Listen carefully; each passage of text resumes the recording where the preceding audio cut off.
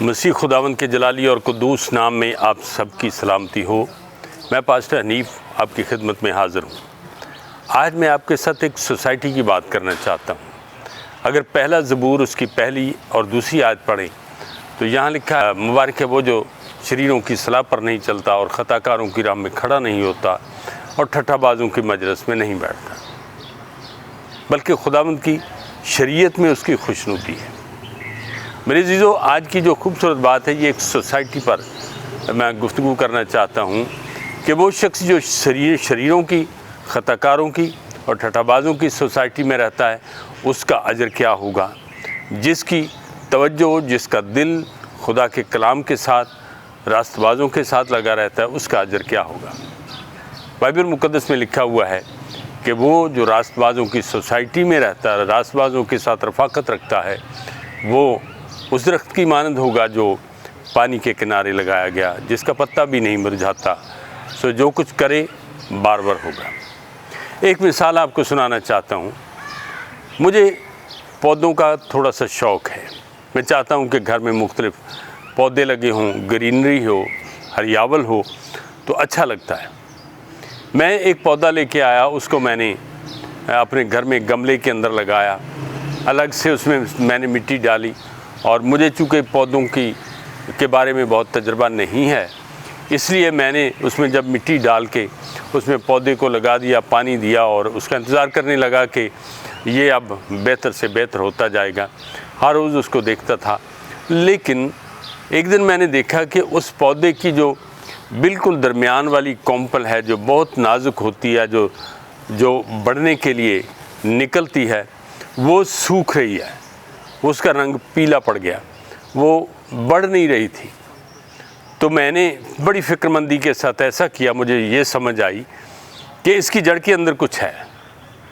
میں نے اس پودے کو اس مٹی سے نکالا، بلکہ مٹی کو گملے سے نکالا اور پودے کی جڑوں کو صاف کیا، تو کیا دیکھا کہ اس پودے کی جڑوں کے نیچے جو آخری سرے ہیں وہ سیاہ ہو چکے ہیں، وہ خراب ہو گئے، ایک طرح سے وہ ڈیڈ ہو گئے، اور وہ پودا دیکھیے، پودے کی جڑوں میں خرابی ہے اور اوپر سے پودا سوکھتا جا رہا ہے۔ اس کی ایک وجہ یہ تھی کہ وہ اس کے جو گملے میں مٹی ڈالی ہوئی تھی وہ ٹھیک نہیں تھی، اور دوسری بات یہ تھی کہ وہ پودا نامناسب طریقے سے اس کو پالا گیا تھا۔ بائبل مقدس میں لکھا ہوا ہے کہ بری صحبتیں اچھی عادت کو بگاڑ دیتی ہیں۔ اس پودے کو بری صحبت میں لگا دیا گیا تھا، بری جگہ پر، غلط جگہ پر لگا دیا گیا تھا، اس لیے اس کی جڑوں پر اثر ہونے لگا اور وہ پودا سوکھنے لگا۔ تو میں نے اس کو نکال کے اس کی جڑوں کو نیچے سے کاٹا، اور پھر اس کو ایک اور مختلف مٹی کے اندر اس کو لگایا، تو وہ پودا پھر سے بڑھنے لگا۔ آئیے ہم پہلے زبور کے اوپر غور کریں۔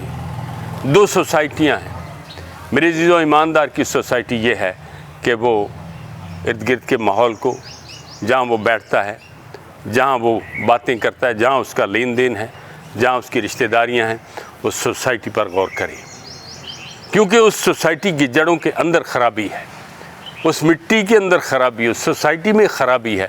اس لیے ایک ایماندار کی ترقی رک جائے گی، ایک ایماندار کی اس سوسائٹی کی وجہ سے۔